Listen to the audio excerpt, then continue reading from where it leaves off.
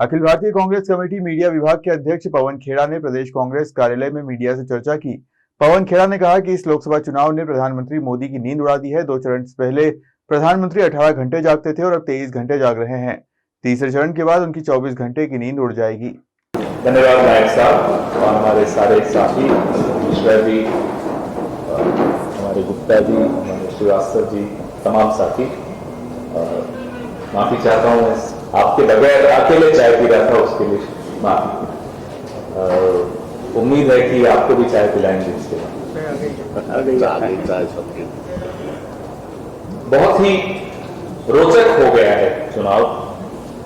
2 चरणों के बाद अब हम दावे के साथ कह सकते हैं कि न केवल रोचक हुआ है, इस चुनाव ने नरेंद्र मोदी जी की नींद उड़ा दी। 2 चरणों के बाद सो नहीं पाते। पहले 18 घंटे जागते थे, अब 23 घंटे जागते हैं। तीसरा चरण हो जाए तो 24 घंटे जागेंगे। कारण बहुत स्पष्ट है। आप लोग सब जॉब में हैं, अप्रेजल होता होगा,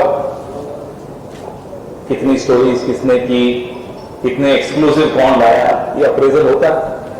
हम सबका भी अप्रेजल होता है। पॉलिटिक्स में भी अप्रेजल होना चाहिए। 10 साल आप सत्ता में हैं तो आपने क्या किया, इसका रिपोर्ट कार्ड देश के सामने आना चाहिए।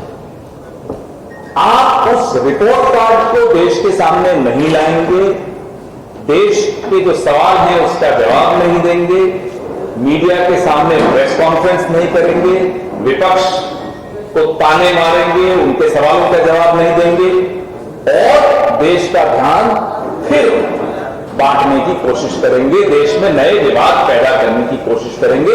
ये एक ऐसी बीमारी है जो इस देश में भाजपा ला रही है और ये लोकतंत्र के लिए बीमारी बहुत भारी पड़ने वाली। अभी तक 10 साल में जो हुआ वो आपके सामने है।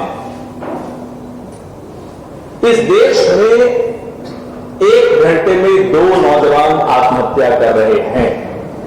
यह आंकड़ा इसी सरकार ने 3 महीने पहले संसद के पटल पर रखा। इस देश में एक दिन में 30 किसान आत्महत्या कर रहे हैं। मेरे आंकड़े नहीं है, भारत सरकार के आंकड़े हैं। इस देश में 1 घंटे में 4 बलात्कार हो रहे हैं, एक दिन में 100 बलात्कार हो रहे हैं। ये सरकार के आंकड़े हैं। उस देश का प्रधानमंत्री जब वोट मांगने आता है, रिपोर्ट कार्ड नहीं देता, इन तमाम आंकड़ों के बारे में कोई सफाई नहीं देता, माफी नहीं मांगता, बोलता है मोदी की गारंटी। 10 साल पहले आपकी गारंटियों पर विश्वास किया, ये आंकड़े मिले। 45 साल का अगर इस देश में बेरोजगारी का रिकॉर्ड टूटेगा तो जाहिर सी बात है आत्महत्याएं बढ़ेंगी, जो बढ़ गई हैं। पेपर लीक, ऐसी बीमारी हमारे समाज में आई पिछले 5-7 सालों में। खासतौर अव्वल तो एंट्रेंस एग्जाम होते नहीं, होते हैं तो फिर पेपर लीक हो जाता है। लोग गहने बेच के मंगलसूत्र की बात करते हैं मोदी जी, उनके मुंह से मंगलसूत्र सुन के बड़ा अटपटा लगता है, चलिए फिर भी सुन लिया। मंगलसूत्र बिकते हैं बच्चों की एंट्रेंस की तैयारी करने में, गहने बिकते हैं, कर्जा लेते हैं, उसके बाद पेपर लीक हो जाता है और नियुक्तियां रद्द हो जाती। इन्हें चिढ़ इस बात की है कि राहुल गांधी और मल्लिकार्जुन खड़गे साहब ने 30 लाख रिक्त पद भरने की गारंटी दी है, का वादा किया, जो ये नहीं कर पाए पिछले 10 साल। इन्हें चिढ़ इस बात की है कि हमने कहा पहली नौकरी पक्की। ये इसलिए परेशान, हमने तो सुना था, खैर किसी की डिग्री क्या है क्या नहीं इसमें हम नहीं बीच में पढ़ना चाहते, हो सकता है पढ़े लिखे होंगे, हमें नहीं मालूम। लेकिन हमारा मैनिफेस्टो पढ़े बगैर जिस तरह की झूठ देश का राजा बोलता, देश के राजा को झूठ बोलना बिल्कुल शोभा नहीं देता। रोज झूठ, देश के कोने कोने में जाकर झूठ। हमारे मैनिफेस्टो में, हमारे न्याय पत्र में कहीं हिंदू मुसलमान लिखा ही नहीं है। कहीं मंगलसूत्र का जिक्र ही नहीं है, भैंस का जिक्र नहीं है कि मैं गुप्ता जी से सामान छीनकर और हमारे चेयरमैन साहब को दे दूंगा या मिश्रा जी को दे दूंगा, ये कहीं नहीं है। लेकिन झूठ क्यों? क्योंकि आपके पास 10 साल में आपने क्या किया है ये बताने के लिए नहीं है, और आपके पास जवाब नहीं है जो हम कह रहे हैं न्याय पत्र। और न्याय पत्र को घर बैठकर एयर कंडीशनर में बैठकर नहीं बना। इस न्याय पत्र को बनाने के लिए राहुल गांधी 4000 किलोमीटर पैदल चले और उसके बाद 6500 किलोमीटर की दूसरी यात्रा की।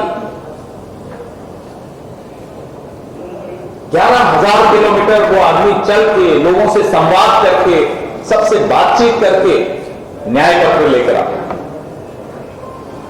अब उसका जवाब मोदी जी के पास हो ही नहीं सकता।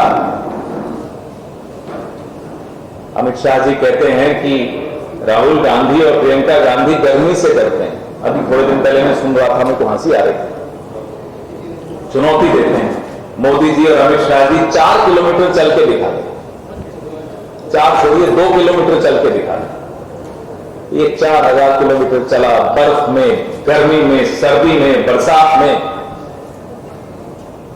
मुद्दे कहां हैं इस चुनाव के? क्या ये मुद्दे हैं? मंगलसूत्र, मटन, मछली, मुसलमान, पाकिस्तान, ये मुद्दे हैं इस चुनाव। इन मुद्दों से मेरे और आपके जीवन पे क्या असर पड़ रहा है? लेकिन हां, बेरोजगारी का असर हमारे घरों पर है। आपकी ईएमआई का असर आपको हर महीने झेलना पड़ता है। किसान को हर साल में 2-3 बार जो झेलना पड़ रहा है वो आपके सामने है। महिलाओं को हर मिनट जो घर के बाहर निकलती क्या झेलना पड़ रहा है वो आपके सामने है। मुद्दे ये हैं इस देश के सामने। राहुल गांधी ने और मल्लिकार्जुन खड़गे साहब ने एक काम किया है, इस चुनाव को मुद्दों के ऊपर लेकर आ गए। नरेंद्र मोदी निकलते हैं भाजपा का प्रचार करने और कर लेते हैं हमारे न्याय पत्र का प्रचार। उसके लिए हम उनको साधुवाद देते हैं, उन्हें धन्यवाद देते हैं। पैसा उनके पास बहुत है, हमें अच्छा लगता है कि आप हमारे न्याय पत्र का प्रचार करते हैं, धन्यवाद। नहीं तो हमारा न्याय पत्र घर घर पहुंचता ही नहीं। नरेंद्र मोदी जी ने घर घर में चर्चा का विषय हमारे मैनिफेस्टो को बना दिया। कितनी बौखलाहट। हमने एमएसपी के कानून की बात की, हमने 30 लाख रिक्त पदों को भरने की बात की, हमने पहली नौकरी पक्की की बात की, हमने हर गरीब परिवार की महिला के खाते में हर साल 1 लाख रुपए जमा करने की बात की। हमारे जो न्याय पत्र है वो आप सबके सामने है, स्पष्ट है। आप लोग एंटायर पॉलिटिकल साइंस में तो शायद किसी ने नहीं पढ़ा होगा यहां, लेकिन फिर भी आपने हमारा मैनिफेस्टो पढ़ा होगा। वो तो एक ही आदमी ने वो डिग्री ली थी, एंटायर पॉलिटिकल साइंस, ये नाम था ना उस डिग्री।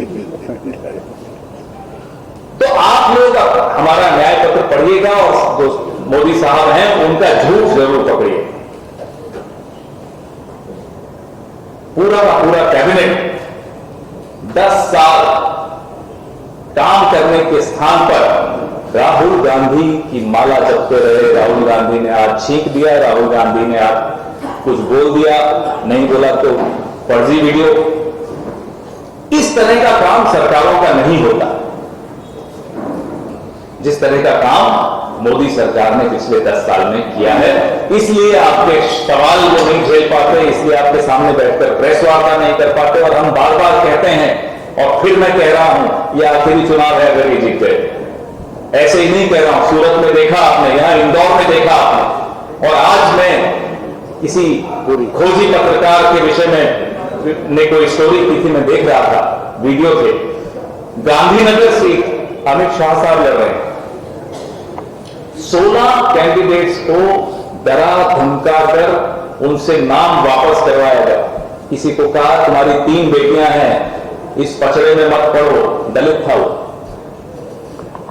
तमाम दलित आदिवासी जितने भी उस वर्ग से ओबीसी वर्ग के कैंडिडेट्स थे, उन सबको बैठाया गया। गांधीनगर सीट, सूरत, इंदौर, मुझे ये कहने में गुरेज नहीं है, हमारे सर्वे में भी ये आया है कि ये तीनों सीटें भाजपा जीतेगी।